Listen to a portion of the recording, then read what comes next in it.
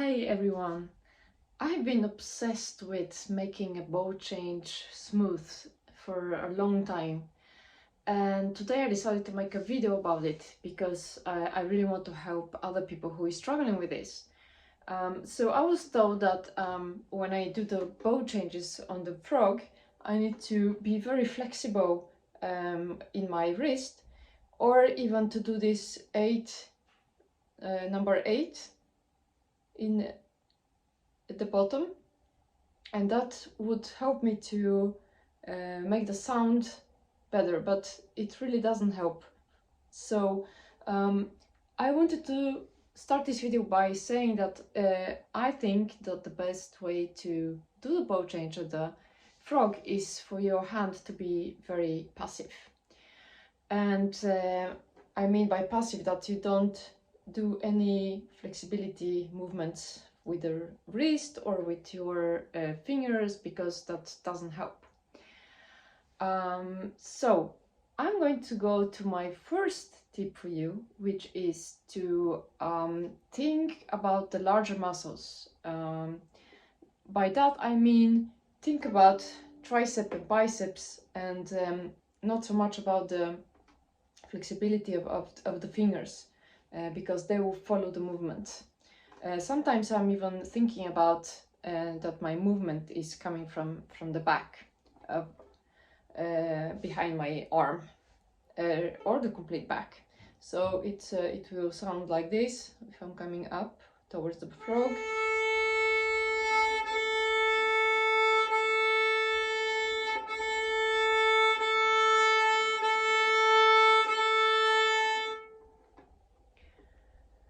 Tips number 2 is to think about a giant balloon under your arm, which is like creating air, or like your arm is very light when you do the change of the bow.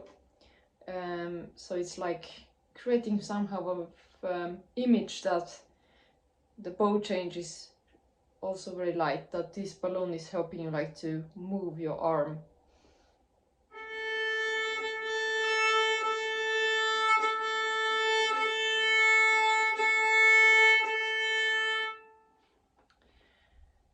Tips number 3 is to think that you have somebody that is helping you with your arm.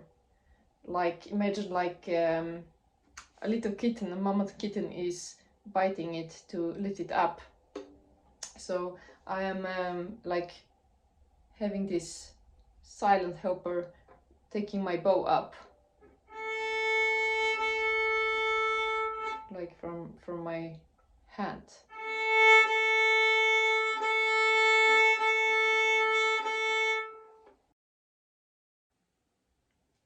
My next tip is to keep the bow flowing. So imagine that you just continue the flow of the bow towards the frog. So it's instead of like making the speed slower, you flow it, like almost like having more speed at the frog. So the bow will like have a little bit of push, like a poof at the frog, and then when you change, you continue like more smooth. So it will be like this.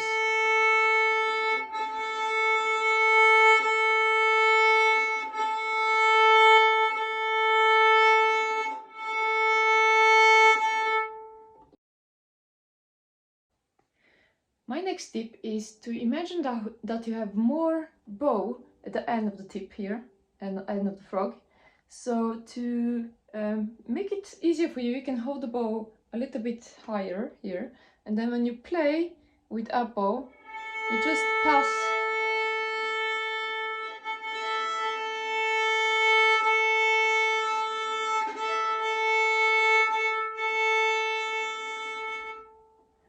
And actually I can see that I am coming a little bit closer to the frog when I'm doing this. I'm using more of the bow at the frog when I'm imagining this. My next tip is to think about your arm like a giant paintbrush. So that's the paintbrush, and your fingers will be like the bristles. And the bristles are never painting by themselves. You need the paintbrush to do that, but they are passive. So that helps me to think about the movement of the arm, like much more relaxed, and of my fingers that will be passive when I do the movement at the frog. And that helps me.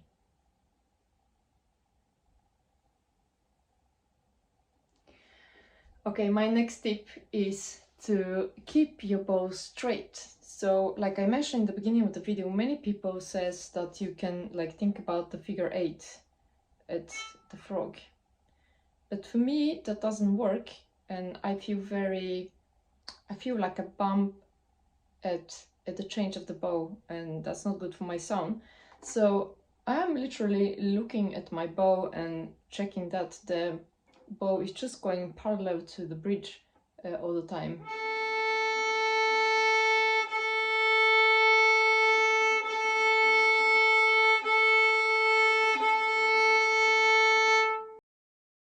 So my last tip is to imagine that your arm is one gigantic big pendulum that is like moving very, very slow up and down. So from the bow to your bow arm, and then you can apply that when you're playing, like very big movement, and changes direction.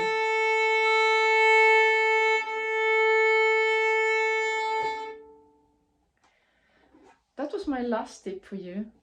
So please let me know if you have something that works for you and how you practice the smooth bow changes. And I will see you in my next video.